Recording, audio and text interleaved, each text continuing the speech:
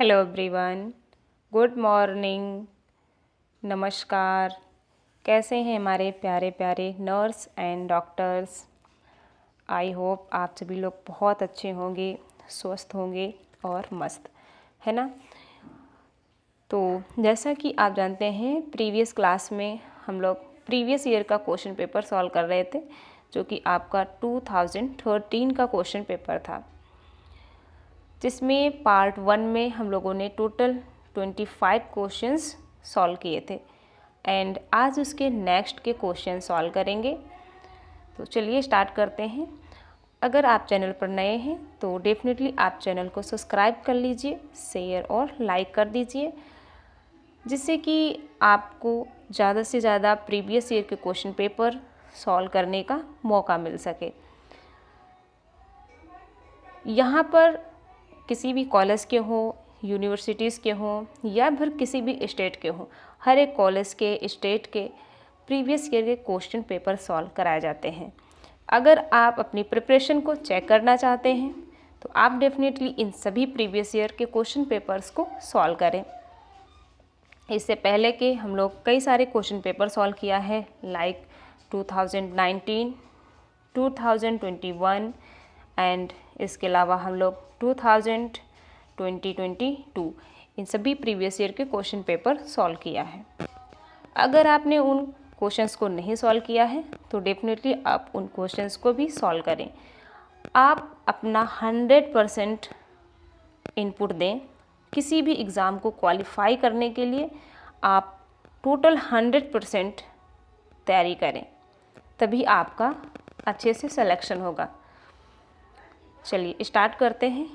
और इसके साथ साथ हम आपको बता दें, ये क्लास उन एस्पायरेंट्स के लिए भी बहुत महत्वपूर्ण रहेगी जो लोग government institute of medical science का स्टाफ नर्स के फॉर्म को अप्लाई किया है या करना चाहते हैं। तो उन लोगों के लिए भी ये क्लास बहुत महत्वपूर्ण रहेगी। तो जैसा कि आप जानते हैं, government institute of medical science ने स्टाफ नर्स के लिए नोटिफिकेशन को रिलीज़ कर दिया है और ये आप फॉर्म अप्लाई कर सकेंगे 8 अक्टूबर से। क्लियर? जिसमें टोटल आपकी 255 पोस्ट्स हैं। तो आप सभी लोग इसके लिए एलिजिबल हैं, तो डेफिनेटली आप फॉर्म को फिल करें और इन सारे क्वेश्चन पेपर्स को सॉल्व करें। क्लियर? चलिए स्टार्ट करते हैं। जैसा कि आप जानते हैं कि हम आपके लिए प्रीवियस ईयर के क्वेश्चन पेपर्स को अलग से टाइप करके आपके लिए लेकर आते हैं। तो पिछली बार की तरीके से हमने क्वेश्चंस को अलग टाइप किया है, जिससे आपको सारी चीज़ें अच्छे से विजिबल हों।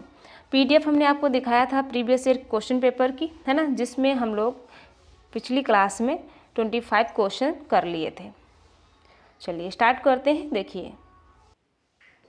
देखिए आप क्वेश्चन को ध्यान से पढ़ना और आप भी आंसर करने की कोशिश करना। Question number 26, nurse giving oxygen therapy should know that it has to be humidified because. Suppose करिए आप नर्स हैं, आप किसी पेशेंट को ऑक्सीजन थेरेपी देने जा रही हैं, है ना। तो उससे पहले आपको पता है ऑक्सीजन को ह्यूमिडिफाई कर लेना चाहिए, है ना। क्यों करना चाहिए?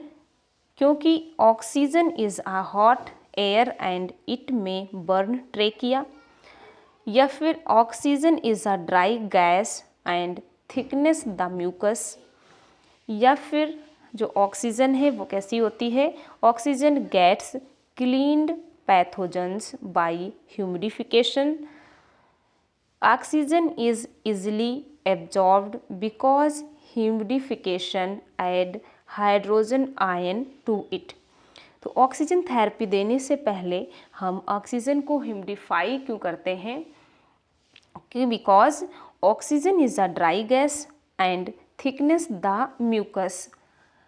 जो ऑक्सीजन है ये ड्राई होती है, जिससे जो हमारा एयर वे है ना, जो हमारा रेस्पिरेटरी सिस्टम है, ये डैमेज हो सकता है। यहाँ जो म्यूकस सिक्रेट होता है ना, यहाँ पर कई तरीके की सीलिएटेड ईपीथीलियम सिलिएटेड सेल्स प्रेजेंट होती हैं जो कि म्यूकस का सिक्रीशन करती हैं, है ना। तो ये जो म्यूकस सिक्रीट होता है ये ड्राई ना हो जाए, वहीं पर थिक होकर स्टिकी ना हो जाए, इसके लिए हम ऑक्सीजन को ह्यूमिडिफाई कर लेते हैं। Clear? I hope you are understand very well. So correct answer क्या हो गया? That is option number B, oxygen. Next question देखिए 20 नंबर 7। क्वेश्चन क्या है? Nurse engaged in suction process of tracheostomy in C2 patient who requires frequent suctioning. How long she should do suctioning every time? देखिए, आप किसी भी patient का क्या कर रही हैं? ट्रेकियोस्टोमी सक्सेशन, है ना। तो ट्रेकियोस्टोमी सक्शन प्रोसेस के दौरान आपको बार बार सक्शन करना पड़ता है। तो सक्शन आप ये कितनी देर तक करेंगी? 15 सेकेंड्स, 30 सेकेंड्स, 45 सेकेंड्स या फिर 60 सेकेंड्स? देखिए, सक्शन की प्रोसेस में क्या होता है? सक्सेशन की प्रोसेस से हाइपोक्सिया और ब्रेडिकार्डिया जैसी प्रॉब्लम्स हो सकती हैं। इसलिए सक्सेशन से पहले 100% हाइपर ऑक्सीजनेशन कर लेना चाहिए, है ना। यानी कि पेशेंट को पहले ही ऑक्सीजन जो है दे दिया जाता है इसमें, तो हाइपर ऑक्सीजनेशन कर लेना चाहिए। इसके बाद अगर हम बात करें सक्सेशन जो है, आप बार बार जो इसका सक्सेशन करेंगी वो कितने सेकेंड तक करेंगी? तो ये नॉर्मली आपका 10 to 15 सेकेंड्स का होता है। सो यहाँ पर आपका करेक्ट आंसर क्या हो जाएगा? That is option number A, 15 seconds. Clear? Next question देखिए, nurse taking care of a pregnant lady is being asked about when to start breastfeeding. What should be her appropriate reply? है ना, आप pregnant lady की care कर रही हैं, देखभाल कर रही हैं, बट उसने आपसे क्या पूछा कि हम आफ्टर डिलीवरी ब्रेस्ट फीडिंग कितने समय के बाद स्टार्ट कर सकते हैं? तो डिलीवरी के बाद 2 hours after delivery, 4 hours after delivery, 6 hour after delivery या फिर 8 आवर्स आफ्टर डिलीवरी? बताइए आप क्या रिप्लाई करेंगी, है ना। अप्रोप्रिएट टाइम क्या होना चाहिए? तो डिलीवरी के बाद लगभग हमें 2 आवर्स के बाद ब्रेस्ट फीडिंग करा लेनी चाहिए, है ना। तो यहाँ पर आपका करेक्ट आंसर क्या हो जाएगा? ऑप्शन नंबर ए, 2 आवर्स आफ्टर डिलीवरी। जो मदर मिल्क होता है ना, जो मदर मिल्क है ये एक न्यू बॉर्न बेबी के लिए आइडियल फूड की तरह वर्क करता है ना। सबसे ज़्यादा आप कह सकते हैं ये न्यूट्रिटिव होता है। एंड एंटीबॉडीज़, कौन सी एंटीबॉडी प्रेजेंट होती है आप बताएंगे? तो यहाँ पर ए एंटीबॉडी प्रेजेंट होती है। तो ये सारी चीज़ें होती हैं मिल्क में, तो काफ़ी अच्छा होता है। और चाइल्ड के बर्थ के 2 आवर्स आफ्टर ब्रेस्ट फीडिंग करा लेनी चाहिए। So correct answer option number A. Next question देखिए, a nurse must be aware that eating maize alone may lead on to. अगर कोई पेशेंट है ना, वो केवल अपने फूड में, अपने डाइट में क्या ले रहा है? मेज़, यानी कि वो ज़्यादा से ज़्यादा अधिक मात्रा में मेज़, मक्का का यूज़ कर रहा है, तो उसे इनमें से कौन सी डिजीज़ हो सकती है? बेरी, पेलाग्रा, स्कर्बी या फिर फ्रेनोडर्मा? वैसे जो मेज़ होता है काफ़ी पौष्टिक आहार है, ये कार्बोहाइड्रेट रिच होता है। इसको खा लेने के बाद काफ़ी समय तक भूख नहीं लगती है। इसके अलावा इसमें कई तरीके की मल्टीविटामिन्स प्रेजेंट होती हैं, ठीक है। और ये वेट लॉस करने में भी हेल्प करता है ना, जो ओबेसिटी के पेशेंट हैं उनके लिए भी ये अच्छा होता है वेट लॉस के लिए। और इसके साथ साथ आई विज़न के लिए, है ना, शार्पनेस्ट विज़न के लिए भी ये रिस्पॉन्सिबल होता है, इसके लिए भी ये अच्छा होता है। और जो है ये जो एनीमिक पेशेंट होते हैं, एनीमिक पेशेंट, उन्हें भी मेस का सेवन करना चाहिए अपने डेट में, अपने जो है डाइट है, जो भोजन है, उसमें मेस को इंक्लूड करना चाहिए, क्योंकि मल्टीविटामिन्स के साथ साथ ये आयरन रिच भी होता है।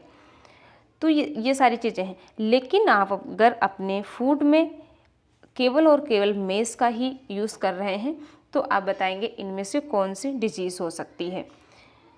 तो इनमें से आपको पेलाग्रा डिजीज़ हो सकती है ना, स्किन में आपको जो है स्किन ड्राई हो जाएगी, चकत्ते जैसे पड़ने लगते हैं और जो रफ जैसी स्किन हो जाती है, तो ये पेलाग्रा डिजीज़, यानी कि यहाँ पर जो पेलाग्रा डिजीज़ है ये विटामिन B3 यानी कि नियासिन विटामिन की डिफिशियंसी से होता है। जो पेलाग्रा डिजीज़ है इसे हम 4D डिजीज़ भी कहते हैं। क्या कहते हैं इसे? 4D डिजीज़ कहते हैं। ये क्वेश्चन किसी एग्जाम्स में पूछा गया था कि 4D डिजीज़ किसे कहते हैं। तो 4D का मतलब क्या होता है? देखिए, पेलाग्रा डिजीज़ में क्या क्या हो जाता है पेशेंट को, दैट इज़ डेमेंशिया हो जाता है, डेमेंशिया, डर्मेटाइटिस एंड पेशेंट को डायरिया भी हो जाता है। ठीक है, डायरिया भी हो जाता है। और अगर समय रहते पेशेंट की क्योर ना की जाए, इसको ठीक ना किया जाए, तो पेशेंट की डेथ भी हो जाती है। तो इसीलिए इस डिज़ीज़ को 4D डिजीज़ के नाम से जाना जाता है। चलिए नेक्स्ट क्वेश्चन देखिए। नेक्स्ट क्वेश्चन देखेंगे, a nurse absorbs palmar erythema and she understands that it is met within. आपने क्या देखा, पेशेंट को क्या है, पामर इरिथमा है ना। अगर किसी पेशेंट को लीवर सिरोसिस या फिर हेपेटिक फेलियर जैसी प्रॉब्लम्स हो गई हैं, लीवर प्रॉपरली फंक्शन नहीं कर पा रहा है, तो इससे क्या होता है कि जो पाम की स्किन्स होती है, ठीक है, ये जो पाम की स्किन्स होती है, यहाँ पर रेड कलर के स्पॉट्स या पैचेस बन जाते हैं, ठीक है, जिससे हम पामर इरिथमा कहते हैं, पामर इरिथमा कहते हैं।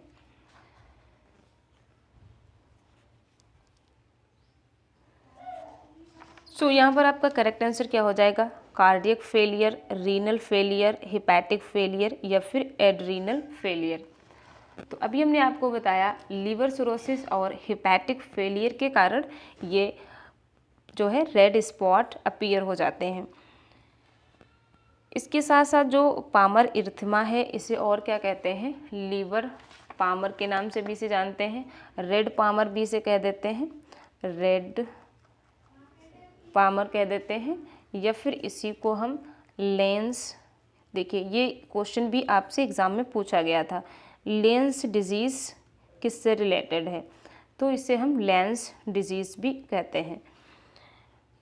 ठीक है, सो यहाँ पर आप बताएंगे करेक्ट आंसर क्या हो जाएगा, option number C, hepatic failure.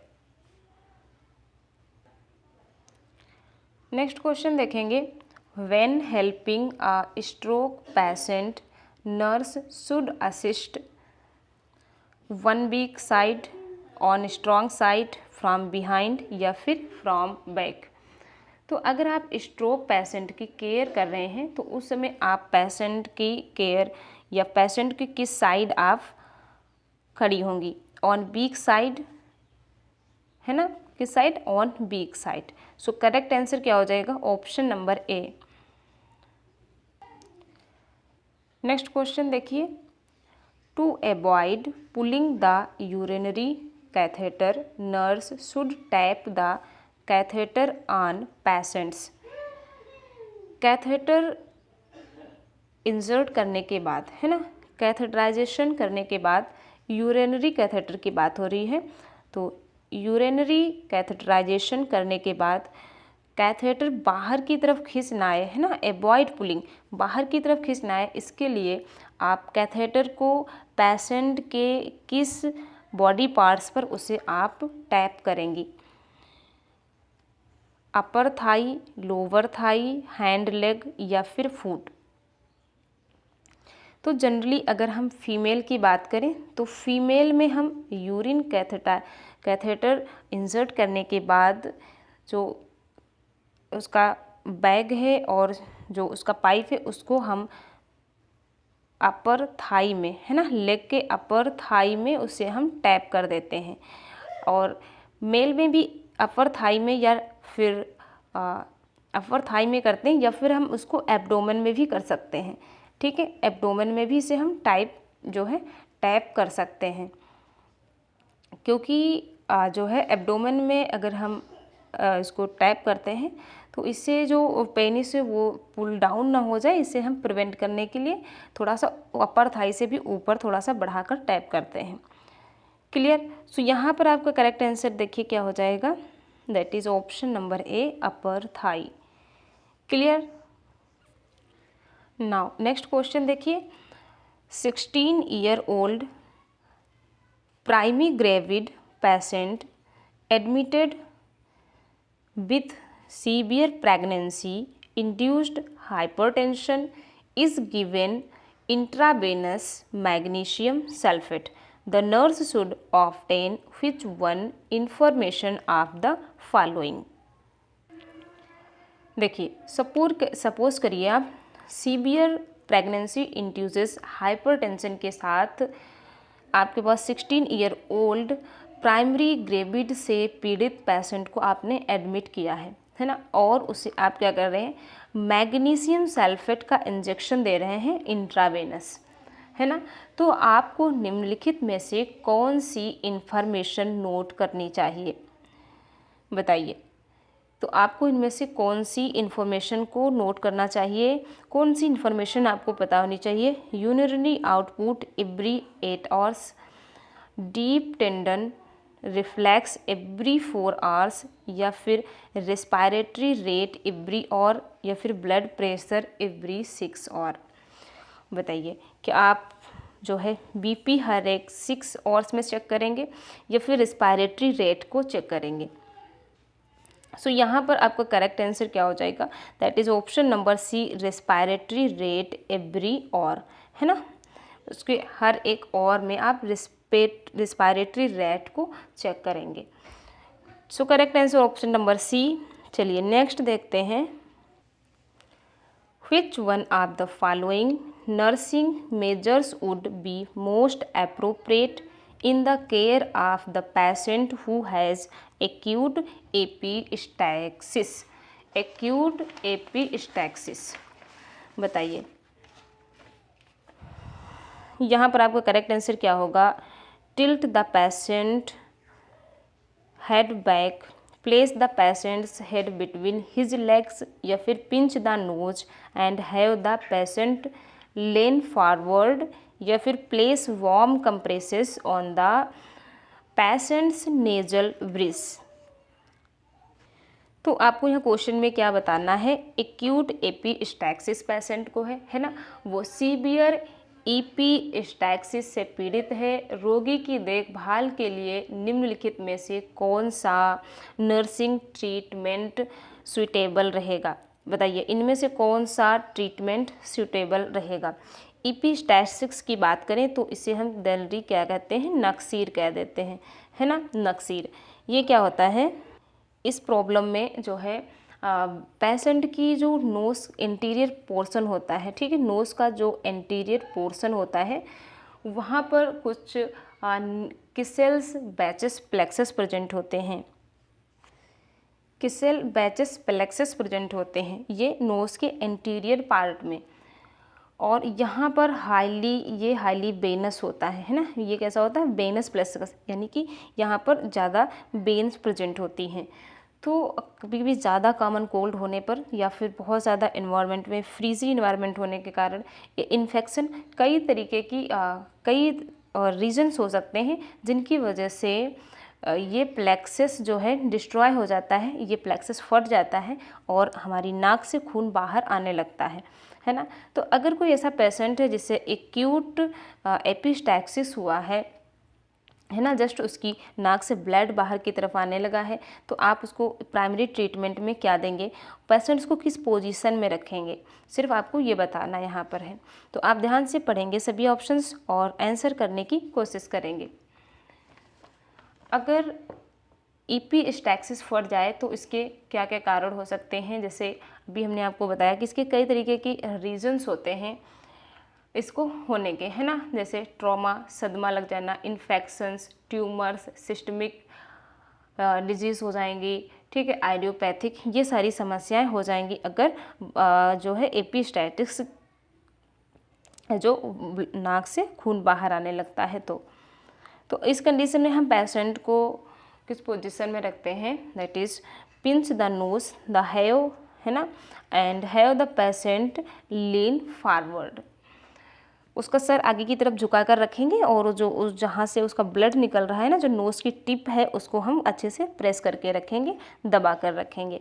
सो यहाँ पर करेक्ट आंसर हो जाएगा option number C. Option number C is correct. Clear, option number C correct है। चलिए नेक्स्ट देखते हैं। नेक्स्ट क्वेश्चन देखेंगे, which of the following actions would a nurse take first when caring for a patient expressing a cardiac arrest, है ना। आप suppose करिए cardiac arrest से पीड़ित मरीज की देखभाल कर रही हैं, तो उस समय सबसे फर्स्ट जो है आप क्या करेंगी, इनिशिएट कार्डियक मॉनिटरिंग, आप कार्डियक मॉनिटरिंग स्टार्ट करेंगी, या फिर प्रोवाइड इंट्रावेनस एक्सेस, या फिर इस्टेब्लिश एन ओपन एयर वे, या फिर ऑब्टेन आ पल्स ऑक्सीमेट्री रीडिंग। बताइए, कार्डियक अरेस्ट से पीड़ित कोई भी पेशेंट है तो उसके ट्रीटमेंट से पहले आप उस समय क्या करेंगी। तो इसके लिए आपको 3 काम सबसे पहले करने होते हैं, क्या क्या, दैट इज़ एयर वे को क्लीन करना होता है ना, एयर वे ओपन रखना है, ब्रीथ में उसे कोई प्रॉब्लम नहीं हो तो आपको ब्रीथिंग पर ध्यान देना है, और उसका सर्कुलेटरी सिस्टम कैसा काम कर रहा है ना, सर्कुलेटरी सिस्टम पर भी ध्यान देंगी।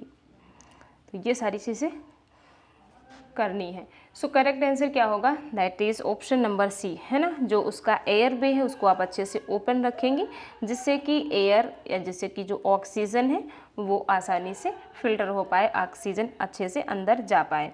सो करेक्ट आंसर क्या हो जाएगा, ऑप्शन नंबर सी। क्लियर। चलिए नेक्स्ट क्वेश्चन देखिए। नेक्स्ट क्वेश्चन क्या है, that is when caring for a patient who has intermittent, है ना, intermittent claudication, nurse advice the patient. ऐसा हमारे पास पेशेंट है ना, ऐसी पेशेंट है जिसकी देखभाल करते समय जैसे ए रुक रुक कर अकड़न हो रही है ना, क्या हो रहा है, इंटरमिटेंट क्लाउडिकेशंस हो रहा है, यानी कि उसको अकड़न हो रही है ना, रुक रुक कर उसे अकड़न हो रही है। तो आप ऐसे पेशेंट को क्या एडवाइस देंगी, क्या सलाह देंगी। Apply graduated compression stockings, elevate the legs when sitting, refrain from vigorous exercise, या फिर walk as much as tolerated. बताइए, तो यहाँ पर आपका करेक्ट आंसर क्या होगा। अगर हम बात करें इंटरमिटेंट क्लाउडिकेशंस की, तो यह जब कोई व्यक्ति एक्टिव होता है ना, और फिर वो आराम करते समय रुक जाता है, तो ऐसी कंडीशंस में क्या होता है, जो टिश्यूज़ या मसल्स होते हैं उनके पेरीफेरल एरिया में, है ना, उनके पेरीफेरल एरिया में ब्लड की प्रॉपर सप्लाई नहीं हो पाती है, जिसके कारण ये होता है, जिसके कारण उसे जो है रुक रुक कर क्लाउडिकेशन या अकड़न सी फील होती है। अगर इसके सिम्टम्स की बात करें तो इसमें क्या होता है, पेशेंट को काफ़ी ज़्यादा पेन होता है ना, काफ़ी ज़्यादा उसे पेन होता है, उसे बर्निंग फील होती है ना, वो आपको बताएगा कि मुझे यहाँ जलन सी फील हो रही है ना, तो उसे बर्निंग फील होती है।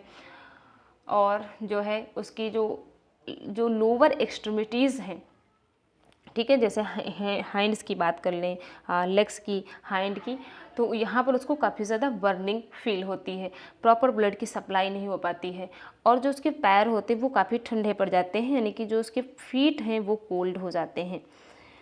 ये सारी सिम्टम्स देखने को मिलेंगे ड्यूरिंग इंटरमीडिएट क्लाउडिकेशंस। क्लियर। सो आप पेशेंट को क्या सलाह देंगी, ऐसे पेशेंट्स को आप क्या सलाह देंगी, that is walks as much as tolerate, है ना, उसको उतना ही चलना चाहिए जितना वो टॉलरेट कर पाए। तो उसको आप जो है ज़्यादा से ज़्यादा चलने या एक्सरसाइज के लिए नहीं बात करेंगी। ठीक है, सो यहाँ पर करेक्ट आंसर होगा option number D. Clear.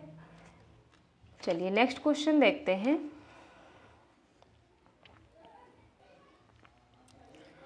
Next question क्या है? A lethargic patient has fever, vomiting, headache and the nurse has to prepare him for which one of the following procedure. तो सपोज करिए एक लेथार्जिक पेशेंट है ना, एकदम सुस्त पेशेंट है जिसके अंदर एकदम से एनर्जी की कमी हो गई, एटीपी की कमी हो गई है ना। तो लेथार्जिक पेशेंट है जिसे क्या है, फीवर है, वॉमिटिंग हो रहा है, हेडेक भी उसे हो रहा है ना। तो ऐसी कंडीशंस में आप किस प्रोसीजर के लिए पेशेंट को प्रिपेयर करेंगी या रेडी करेंगी? ब्लड कल्चर के लिए, लंबर पंचर के लिए, या फिर कैट स्कैन के लिए, या फिर अल्ट्रासाउंड एग्ज़ाम के लिए? बताइए यहाँ पर आपका करेक्ट आंसर क्या हो जाएगा? तो आप इनमें से क्या करेंगी? दैट इज़ लंबर पंचर के लिए रेडी करेंगी। ठीक है, so correct answer option number B. Lumbar puncture हम कहाँ पे करते हैं? जो हमारी लंबर वर्टिब्री 3 है और लंबर वर्टिब्री 4 इसके बीच में करते हैं। ठीक है, जो हमारी स्पाइनल कॉर्ड है, सभी को पता है जो हमारी स्पाइनल कॉर्ड है ये कैसी है? सिंगल है, हॉलो है ना, खोखली है एंड डॉर्सली साइड प्रेजेंट होती है। तो सिंगल है, हॉलो है एंड डॉर्सली है। ठीक है, यहाँ पर आपकी जो सर्वाइकल वर्टिब्री है ये 7 होती हैं, और लंबर वर्टिब्री की बात करें तो ये 5 है ना। और थोरैसिक वर्टिब्री कितनी है? 12 है, और सैक्रल 1 और 1 कॉक्सियल है। तो यहाँ तक जो है लंबार 1 और लंबार 2 इस रीजन में जो हमारी स्पाइनल कॉर्ड है ये सॉलिड होती है, इसलिए लंबर पंचर के दौरान लंबार 1 और लंबार 2 के बीच में पंचर नहीं करते हैं। तो इसे लंबार 3 और लंबार 4 के बीच में किया जाता है। Correct, so correct answer option number B. Next question देखिए। An active male patient who weight 180 LB यानी कि 81.65 kg has undergone dietary instruction. The patient reports that his current diet consists of 60 gram of fat, है ना। उसके diet में current में क्या क्या है? देखिए 60 ग्राम्स ऑफ फैट है, 200 मिलीग्राम ऑफ कोलेस्ट्रॉल है and 5 gram of sodium per day ले रहा है ना। तो आप ऐसे पेशेंट्स को क्या एडवाइस करेंगी? What a nurse advice the patient to do? Increase his cholesterol, वो अपने डाइट में कोलेस्ट्रॉल को इंक्रीज़ करे, या फिर इंक्रीज़ हिज सोडियम, या फिर वो अपने डाइट में सोडियम को इंक्रीज़ करे, या फिर डिक्रीज़ हिज कोलेस्ट्रॉल, या फिर डिक्रीज़ हिज सोडियम? बताइए यहाँ पर आपका करेक्ट आंसर क्या हो जाएगा?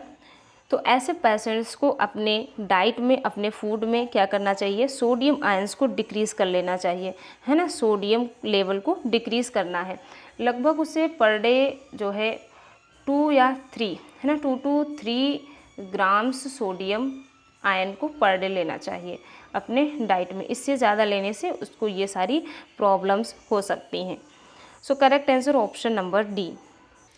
चलिए नेक्स्ट क्वेश्चन देखेंगे। Question number 39। A 55-year-old mail patient who is diagnosed with an evolving myocardial infarction, है ना। क्या है? Myocardial infarction. इंसिस्ट्स on going home. The nurse encourage the patient to be admitted because the greatest risk within the first 24 hours of sustaining of MI is, है ना। जो nurse है या आप में तो क्या कंसल्ट कर रही हैं उसे, क्या ऐसे आप एडवाइस दे रही हैं कि आपको MI कराने के बाद लगभग फर्स्ट 24 आवर्स तक हॉस्पिटल में ही रेस्ट करना है, आपको अपने घर नहीं जाना है ना। क्योंकि वो पेशेंट डॉक्टर से रिक्वेस्ट कर रहा है कि मुझे घर जाना है। तो आप ऐसा उसे क्यों कंसल्ट कर रही हैं? क्या है? Heart failure, sudden death, pulmonary embolism, या फिर वेंट्रिकुलर एन्यूरिमा? बताइए। अगर किसी पेशेंट ने MI करवाया है ना, मायोकार्डियल इन्फ्रैक्शन है उसे, ठीक है, मायोकार्डियल इन्फेक्शन है, ऐसा आपने इसको डायग्नोज किया है, ठीक है। तो आप उस पेशेंट को कंसल्ट करेंगी कि उसे 24 आवर्स तक अभी और रेस्ट करना चाहिए, फर्स्ट 24 आवर्स तक, क्योंकि उसकी सडन डेथ होने का बहुत ज़्यादा रिस्क है। सो करेक्ट आंसर हो जाएगा ऑप्शन नंबर बी, है ना, क्योंकि मायोकार्डियल इन्फेक्शन डायग्नोज करने के बाद पेशेंट को 24 आवर्स तक लगभग रेस्ट करना चाहिए। चलिए नेक्स्ट क्वेश्चन देखेंगे। Question number 40, which nursing diagnosis is most appropriate for a patient with chronic venous insufficiency. तो नॉर्मली आपसे क्या पूछा जा रहा है, क्रोनिक वेनस इनसफिशियंसी वाले पेशेंट के लिए कौन सा डायग्नोसिस सूटेबल है ना, इनमें से कौन सा डायग्नोसिस सूटेबल है, activity intolerance, body image disturbed, fluid volume deficient, या फिर स्किन इंटीग्रिटी इम्पेयर्ड। बताइए। देखिए, अगर हम बात करें सीवी इनसफिशियंसी की, तो हम सभी जानते हैं आर्टरी एंड वेन्स, है ना।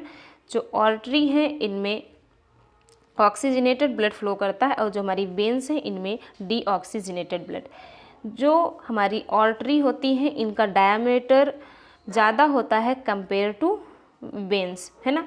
जो वेन्स हैं इनका डायमीटर कम होता है, और जो वेन्स हैं इनमें ब्लड बैक फ्लो ना हो इसके लिए इनकी जो वॉल होती है, इनकी वॉल में इस तरीके से कुछ चैनल्स प्रेजेंट होते हैं जिन्हें हम वाल्व कहते हैं। क्या कहते हैं? जिन्हें हम वाल्व कहते हैं, ठीक है, जबकि ये आर्टरीज में प्रेजेंट नहीं होते हैं। तो कभी कभी क्या होता है, ये जो लेग्स होते हैं, जो पैर होते हैं, इनकी वेन्स के जो वॉल्स हैं ये प्रॉपर वर्क नहीं कर पाते हैं, ठीक है, जिससे कि ब्लड प्रॉपरली सप्लाई नहीं हो पाता है, ब्लड जो है हार्ट तक नहीं जा पाता है, ठीक है। तो इसे ही हम क्या कह देते हैं, क्रोनिक वेनस इनसफिशियंसी।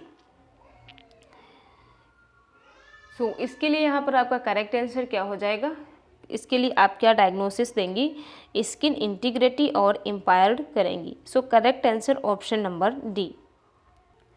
नेक्स्ट देखिए question number 41, which condition places a patient with cardiac illness at increased risk of sudden death? Increase of risk of sudden death। कौन सी स्थिति में जो कार्डियक इलनेस है ना, कार्डियक इलनेस से सफ़र कर रहे पेशेंट की अचानक मृत्यु का खतरा बढ़ सकता है ना, इनमें से कौन सा है बताइए, डिप्रेशन, एंजाइटी, बुलिमिया, या फिर चेस्ट पेन। तो सडन डेथ की अभी हमने बात की थी, अगर पेशेंट को मायोकार्डियल इन्फ्रैक्शन हुआ है, उसकी आपने डायग्नोसिस किया है ना, तो उसमें पेशेंट के बहुत ज़्यादा चांसेस होते हैं अजय सडनली डेथ होने की, है ना। तो यहाँ पर करेक्ट आंसर क्या हो जाएगा, that is option number D, chest pain, या चेस्ट पेन को ही और हम क्या कह देते हैं, मायोकार्डियल इन्फ्रैक्शन, MI। क्लियर। चलिए नेक्स्ट क्वेश्चन देखते हैं। नेक्स्ट क्वेश्चन देखेंगे। देखिए ये सारे क्वेश्चंस आपकी प्रैक्टिस के लिए हैं, है ना। आप इन क्वेश्चंस को सॉल्व करें, आप इन क्वेश्चंस का आंसर करने की कोशिश करें, और अपने प्रिपरेशन लेवल को चेक करें कि आपकी कहाँ तक तैयारी है। आपका एग्ज़ाम बहुत ही जल्द होने वाला है, इसलिए आप सारी चीज़ों को बहुत ही सीरियसली पढ़ेंगे। क्लियर। तो चलिए आप आंसर करने की कोशिश ज़रूर करें। नेक्स्ट क्वेश्चन क्या है, nurse working in ICU must be aware of the ratio of chest compression to ventilation in CPR procedure is. CPR process is. बताइए, अगर आप चेस्ट कंप्रेशन एंड वेंटिलेशन का रेशियो कितना होना चाहिए ड्यूरिंग CPR प्रोसेस, है ना। कोई भी नियोनेट या न्यूबॉर्न बेबी ICU में है ना, तो इसके लिए आप CPR प्रोसीजर के लिए इनमें से CPR प्रोसीजर के लिए इनमें से चेस्ट कंप्रेशन और वेंटिलेशन के लिए रेशियो कितना होना चाहिए, 12:1, 12:2, 15:1 या फिर 15:2। प्लीज़ आप सभी लोग आंसर करने की कोशिश करें। सो यहाँ पर आपका करेक्ट आंसर हो जाएगा option number D, 50:D। Next question देखिए, how long should a nurse wait after taking cold milk for regarding oral temperature. अगर आप ओरल टेम्परेचर रिकॉर्ड करना चाहती हैं, है ना, और उस पेशेंट ने या उस बेबी ने जस्ट कोल्ड मिल्क को ड्रिंक किया है, तो आप कितने समय के बाद ओरल टेम्परेचर को मेज़र करेंगी। अगर आप बक्कल कैविटी का टेम्परेचर मेज़र करना चाहती हैं ना, बक्कल कैविटी के थ्रू या ओरल कैविटी के थ्रू, माउथ के थ्रू बॉडी का टेम्परेचर मेज़र करना चाहती हैं, उसी समय किसी पेशेंट ने कोल्ड ड्रिंक ले ली है ना, कोई ठंडी चीज़ों, कोई ठंडी पेय पदार्थों को उसने यूज़ किया है, तो अगर आप जस्ट ओरल टेम्परेचर लेंगी तो आपको बॉडी का एक्यूरेट टेम्परेचर नहीं मिलेगा। इसके लिए आपको लगभग 20 to 30 मिनट्स का वेट कर लेना चाहिए। 20 to 30 मिनट्स के बाद ही आपको ओरल टेम्परेचर लेना चाहिए। सो यहाँ पर आपका करेक्ट क्या हो गया, option number C, 20 to 30 minutes. Next question देखिए, maternal death rate is expressed deaths per. जो मैटरनल डेथ रेट है वो पर डेथ का कितना एक्सप्रेस करता है, कितना होता है, 1000 लाइव बर्थ्स, 1000 प्रेगनेंसीज या फिर 10,000 लाइव बर्थ्स या फिर 10,000 प्रेगनेंसीज।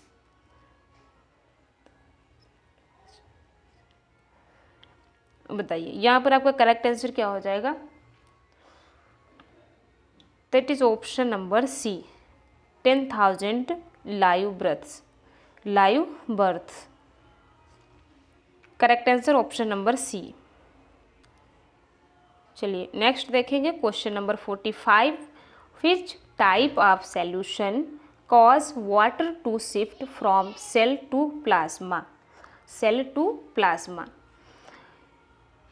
किस सॉल्यूशन में, है ना, किस सॉल्यूशन में आप सेल को रखेंगे जिससे जो सेल का वाटर है वो प्लाज्मा में जाने लगेगा। सपोज करिए ये आपने एक मीडियम बनाया और यहाँ पर आपने एक RBC को ले लिया, है ना, रेड ब्लड सेल्स को ले लिया, तो आप इस मीडियम में जो सॉल्यूशन लेंगे वो सॉल्यूशन आपका कैसा होना चाहिए, जिससे कि जो हमारी रेड ब्लड सेल्स है, इस रेड ब्लड सेल से वाटर सॉल्यूशन में आने लगे, है ना। तो इसके लिए जो हम मीडियम में सॉल्यूशन लेंगे ये हमारा हाइपरटोनिक सॉल्यूशन होना चाहिए। जब हाइपरटोनिक सॉल्यूशन होगा यानी कि जो हमारे पास सॉल्वेंट है, सॉल्वेंट में सॉल्यूट ज़्यादा होंगे कंपेयर देन जो सेल का सॉल्वेंट है, ठीक है। यहाँ पर सॉल्वेंट कम है, ठीक है, यहाँ पर सॉल्वेंट की बात करें तो इसके कंपैरिजन में यहाँ पर सॉल्वेंट कम है, ठीक है, और यहाँ पर क्या है, सॉल्वेंट ज़्यादा है। तो अब ये वाटर जो है अपनी सेल से निकलकर बाहर प्लाज्मा, जो यहाँ पर आपने मीडियम लिया है, इसमें आने लगेगा। तो यहाँ पर यह सेल अपना वाटर लूज़ कर देगी तो यह सेल काफ़ी ज़्यादा श्रिंक हो जाएगी, है ना, जिसे हम प्लाज्मोलाइसिस भी कहते हैं और ऐसी सेल को हम प्लाज्मोलाइज्ड सेल कहते हैं। सो यहाँ पर आपका करेक्ट आंसर क्या हो जाएगा, that is hypertonic. Clear. Next question देखिए, bleeding time is prolonged all the following except viper bite, यहाँ पर बाइट है, वाइपर के काटने से, आइडियोपैथिक थ्रोम्बोसाइटोपिनिया, हीमोफीलिया ए, या फिर वॉन ब्लीब्रांड डिजीज। सो यहाँ पर आपका करेक्ट आंसर हो जाएगा option number C, haemophilia A. Haemophilia A जो है ये फैक्टर, ब्लड क्लॉटिंग फैक्टर 8 की डिफिशियंसी के कारण होता है, जिसमें हल्की सी चोट या इंजरी हो जाने पर काफ़ी ज़्यादा ब्लड का लॉस हो जाता है। ठीक है, सो यहाँ पर करेक्ट आंसर है option number C. Next question देखिए, how much oxygen a nurse should give to patient with chronic respiratory failure. Respiratory failure patient को कितनी ऑक्सीजन देनी चाहिए? 1 litre per metric ton with nasal prongs, 2 litre per metric ton with nasal mask, या फिर 10 litres या फिर 12 litres. बताइए यहाँ पर आपका करेक्ट आंसर क्या हो जाएगा? तो respiratory failure, chronic respiratory failure patient को जो ऑक्सीजन है वो नेजल मास्क के साथ 2 लीटर्स पर मीट्रिक टन देनी चाहिए। So correct answer option number B. Next question, all the factors aid in venous return to the heart except negative intrathoracic pressure, one way valve in the veins, left ventricular contraction, या फिर squeezing action of major muscles. बताइए यहाँ पर आपका correct answer क्या हो जाएगा? That is option number C, left ventricular contraction. चलिए नेक्स्ट देखेंगे, all the following enzymes are secreted by gastrointestinal system except. इनमें से कौन सा इंजाइम आपके गैस्ट्रोइंटेस्टिनल सिस्टम से सिक्रीट नहीं होता है ना, क्योंकि आपसे यहाँ पर एक्सेप्ट पूछा गया है। टाइलिन, पेप्सिन, कीमोट्रेप्सिन, या फिर एंजियोटेंसिन। तो अगर हम बात करें टाइलिन की, पेप्सिन की और काइमोट्रिप्सिन की, तो ये सभी इंजाइम डाइजेस्टिव इंजाइम है ना, जो कि डाइजेशन में हेल्प करते हैं और ये गैस्ट्रोइंटेस्टाइनल सिस्टम से रिलीज होते हैं। जो टाइलिन है ये सलाइवरी ग्लैंड से, जो पेप्सिन है ये स्टमक की पेप्टिक सेल से, जो काइमोट्रिप्सिन है ये हमारी जो है पैंक्रियास से रिलीज होने वाले इंजाइम्स हैं। लेकिन अगर हम बात करें एंजियोटेंसिन की, तो जो एंजियोटेंसिन है, जो एंजियोटेंसिनोजन है, ठीक है, यहाँ पर थोड़ा सा समझेंगे आप, एंजियोटेंसिनोजन है, एंजियोटेंसिनोजन ये आपका लीवर की हिपैटोसाइटिक सेल से रिलीज होता है और ये कैसा होता है? इनएक्टिव फॉर्म में होता है। यहीं पर हमारे नेफ्रॉन के जस्टा ग्लोमेरुलस ऑपरेटस से रिलीज होने वाला रेनिन हार्मोन, ठीक है, ध्यान रखना, रेनिन हार्मोन इसे एंजियोटेंसिन में कन्वर्ट करता है, एंजियोटेंसिन 1 में, है ना। फिर एंजियोटेंसिन 1 को लंग्स के हमारे हार्मोन्स जो कि स्टिमुलेटिंग फैक्टर है, लंग्स स्टिमुलेटिंग फैक्टर इसे एंजियोटेंसिनोजन सेकेंड में चेंज करता है, ठीक है। ये रास पाथवे को ऑपरेट कराता है, रेनिन एंजियोटेंसिन एल्डोस्टेरॉल सिस्टम को ऑपरेट कराता है। जैसे कभी किसी पेशेंट की बीपी बहुत ज़्यादा लो हो जाती है तो उसको मेंटेन करने में हेल्प करता है, ठीक है। तो यहाँ पर एंजियोटेंसिन जो है ये आपका डाइजेस्टिव हार्मोन नहीं है या डाइजेस्टिव इंजाइम नहीं है। So correct answer option number D.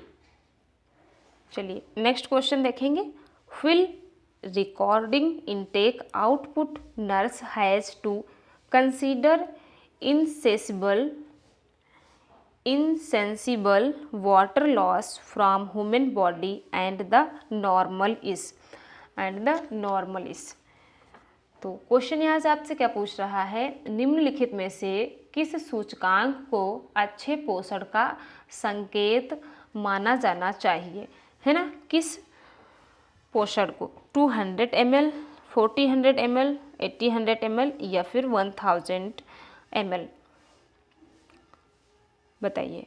सो यहाँ पर आपका करेक्ट आंसर क्या हो जाएगा, that is option number A, 200 ml। Clear. So dear aspirants, आज की क्लास की ये मोस्ट इंपॉर्टेंट 50 क्वेश्चंस थे। इसके नेक्स्ट के जो क्वेश्चंस हैं उन्हें हम नेक्स्ट क्लास में सॉल्व करेंगे। आप सभी को पता है 2013 का जो प्रीवियस ईयर क्वेश्चन पेपर है, इसमें आपके टोटल 100 क्वेश्चंस हैं, जिसमें हम लोगों ने आज 50 क्वेश्चंस की प्रैक्टिस कर ली है और जो नेक्स्ट क्वेश्चंस हैं इन्हें हम नेक्स्ट क्लास में करेंगे। ठीक है, अभी हमारे पास और नेक्स्ट क्वेश्चंस हैं जिन्हें हम लोग नेक्स्ट क्लास में करेंगे। सो अभी तक आपने चैनल को सब्सक्राइब नहीं किया है तो सब्सक्राइब कर लीजिए, शेयर एंड लाइक कर दीजिए। मिलते हैं आपको नेक्स्ट क्लास में, और ऐसे ही हम अलग अलग कॉलेजेस के, यूनिवर्सिटीज़ के और अलग अलग आपके स्टाफ नर्स के जो प्रीवियस ईयर क्वेश्चन पेपर हैं उन्हें हम लोग सॉल्व करेंगे। Thank you so much everyone.